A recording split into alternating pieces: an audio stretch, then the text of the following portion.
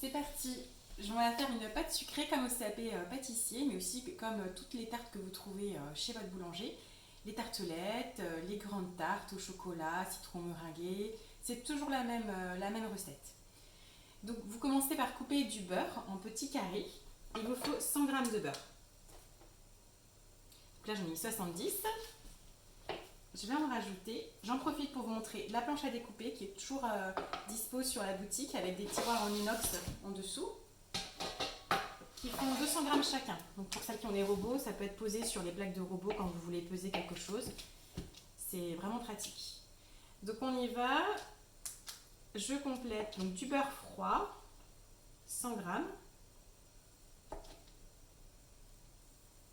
Voilà, il manquait 30 g, 70 plus 30. J'avais déjà commencé un petit peu à couper. Donc le beurre c'est bon. Il nous faut 40 g d'œufs. Comment faire 40 g d'œufs? Donc vous cassez votre œuf et puis vous allez tout simplement, avec la cuillère magique, une fourchette, un fouet, vous allez le mélanger. Donc en pâtisserie, il y a aussi des bouteilles qui s'achètent d'œufs et les pâtissiers ont juste à peser 40 g. Donc là, c'est un petit peu moins d'un œuf, 40 g. Pourquoi c'est important de peser? Parce que l'œuf, ça apporte de l'humidité. Et si vous avez un œuf entier, ça fait trop d'humidité. Et donc après, vous avez une pâte collante. Vous allez dire, j'arrive pas à l'étaler, c'est galère. Voilà, vous voyez, il reste à peu près ça d'œuf. Donc c'est pas énorme, mais bon, ça peut suffire à avoir une pâte collante. Donc vous pesez bien 40 g d'œuf. Ensuite, vous allez peser 2 g de sel. Le sel, c'est important parce que c'est un exhausteur de goût, un conservateur, mais bon là, ça va surtout nous permettre d'avoir une couleur caramélisée. Donc j'en profite pour vous présenter la balance Guy de Marle. Donc 2 grammes, c'est beaucoup, hein. On ne mettrait jamais autant si on n'avait pas pesé. La balance Guy de Marle qui est rechargeable avec un câble USB. Donc c'est fini, on arrête de courir après les piles CR, 20, 52, je sais pas quoi. Vous avez un petit câble USB. Et donc pour info, moi je l'ai utilisé pendant 1 an, la balance, je l'utilise quand même régulièrement, avant de devoir la charger pour la première fois. Donc il y a quand même une belle autonomie. Elle est en inox aussi, lavable, jusqu'à 10 kg et vous avez un petit tiroir qui se referme. Donc voilà, vous avez aussi la possibilité de mettre des très grandes choses, des casseroles ou des saladiers très importants et de toujours voir devant le petit tableau numérique. Donc elle est vraiment super sympa. Vous avez la possibilité de changer, de la mettre en millilitres, en grammes, en ose pour celles qui font des recettes anglaises. J'ai besoin encore de farine et de sucre glace. Donc la farine et le sucre glace, c'est la même quantité. Je vérifie sur ma recette, mais je la connais par cœur quasiment. Non, je vous raconte une bêtise. C'est 200 g de farine et 80 g de sucre glace. Donc là, 80 g de sucre glace et 200 g de farine. Donc on est vraiment très précis, ça pèse 1 g par 1 g.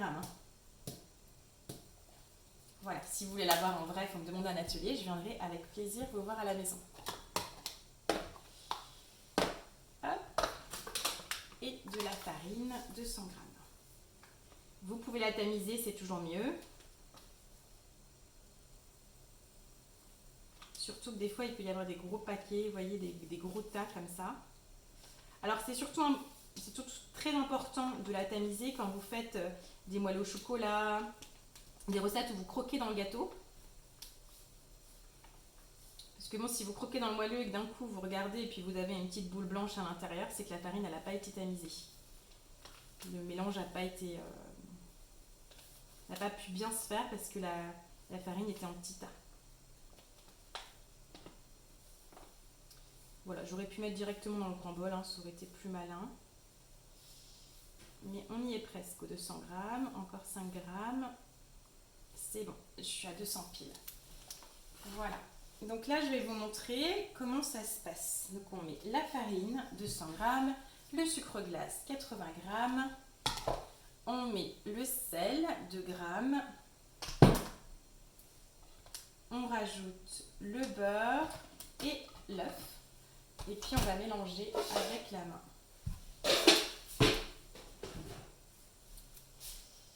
tout simplement, vous voyez là, j'ai tout mis. Je rajoute le beurre et je rajoute l'œuf. Et donc là, il va falloir mettre la main à la pâte, comme on dit. Donc là, on va faire une pâte par sablage. Donc c'est quoi la différence entre un sablage et un crémage? Donc là, c'est vraiment du détail, hein, mais bon. C'est pour un petit peu vous expliquer. Quand le beurre est bien froid, comme ça, on va pouvoir faire un sablage. Faire comme ça, comme du sable. Quand on veut un crémage, on va prendre du beurre plus mou et le rendre vraiment comme une crème en fait. Voilà, texture un peu dentifrice, vous voyez. Donc la différence entre un crémage et un sablage, c'est vraiment après le rendu en bouche qu'on a envie d'avoir. Parce qu'on veut plus quelque chose de moelleux, quelque chose de croquant. Donc là, on est vraiment dans du détail. Hein. Mais bon, vous le savez, j'ai fait un CAP pâtissier en 2019 par passion et puis aussi un petit peu pour pouvoir mieux comprendre les recettes, mieux pouvoir vous expliquer les recettes. Donc là, voilà, je continue tout doucement à sabler hein, avec mes doigts. Le beurre doit être froid, donc quand vous le coupez, il est en petits carrés. Et donc après, on va mettre la pâte filmée au contact, ça veut dire qu'on va vraiment mettre toute la pâte dans du film alimentaire. Au contact de toute la pâte. On ne met pas dans un saladier avec juste un petit peu de film au-dessus ou un torchon, non. On vient tout à fait emballer, comme si vous emballiez un cadeau, la pâte et la mettre au frigo. Si vous avez un frigo avec des étagères en verre, c'est encore mieux parce que vous pouvez poser directement dessus, sur le verre, ça va refroidir plus vite. C'est une pâte qui doit être faite quand même au moins 1 heure à l'avance. L'idéal c'est 4 heures à l'avance. 4 heures, on est vraiment bien. Vous allez avoir quelque chose de facile à travailler. Parce que souvent on me dit les pâtes elles sont trop collantes, je ne sais pas comment faire, pourtant j'ai suivi la recette à la lettre. Il y a vraiment à prendre en compte aussi le temps de pause dans votre frigo. N'hésitez pas aussi à mettre le frigo plus froid si vous avez plein de choses dans votre frigo. Ça aussi c'est important. Voilà, ça y est, ça commence, vous voyez, à faire une boule. Donc là, ça s'est bien agglutiné là autour de tout ça, ça fait une grosse boule. Hop. Et donc là, je vais vous montrer comment on vérifie que la boule soit bien, que les ingrédients soient bien mélangés. Qu'il n'y ait pas un carré de beurre, par exemple, qui ne soit pas fondu. Donc on va faire une petite chose pour vérifier, que je vais vous montrer et vous expliquer. On va mettre un tout petit peu de farine sur la roule-pâte. Alors moi, j'ai pas la dernière roule-pâte de chez L'Huile de Marle. Je vous montre l'ancienne, mais la nouvelle, elle est pareille et elle est moins chère. Donc la roule-pâte, ça fait le double d'une scie-pâte, d'une toile de cuisson. Donc vous voyez, ça fait la double taille, par exemple, de votre four. Quand vous avez un four conventionnel, c'est juste le double de votre grille, par exemple. Ok, donc là, on est comme ça. Vous voyez bien. Donc je vais mettre un petit peu de farine. Un tout petit peu de farine, pas des tonnes, un peu. Comme ça, vous venez fleurer. Ça s'appelle fleurer quand on ne met pas 3 tonnes. Voilà. Vous regardez, vous en mettez un petit peu partout, vous voyez. Et donc là, on va faire une étape pour vérifier que notre pâte est bien homogène. On va utiliser ici le bas de votre main. Je dis vous, on peut peut-être dire tu, je sais pas. On se connaît, on se connaît pas. Vous pouvez mettre un petit message, un petit like, quelque chose pour que je puisse vous saluer. Donc là, vous voyez, vous utilisez vraiment le bas de votre main, de votre paume, là, comme ça. Vous partez de l'endroit le plus loin de votre ventre, donc le plus loin, c'est ici. Et vous allez juste venir comme ça pousser. Juste comme ça.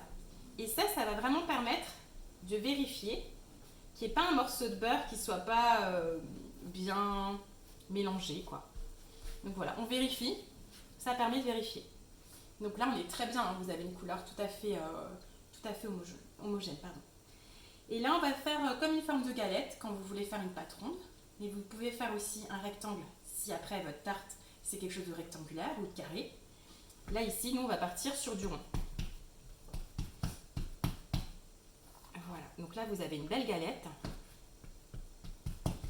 Et on va la filmer au contact. Et après, je vais me laver les mains parce que je suis du genre à détester avoir les mains pleines de pâtes. Ça en fait rire plus d'un, mais bon. Voilà, on a toutes nos petites tiques. Ok, donc vous mettez votre pâte. j'utilise le dérouleur, mais il est très pratique parce qu'il coupe tout seul. Voilà, enfin tout seul, il faut juste appuyer dessus quoi. Et donc là c'est bon, je vais pouvoir mettre au frigo directement sur la plaque en verre.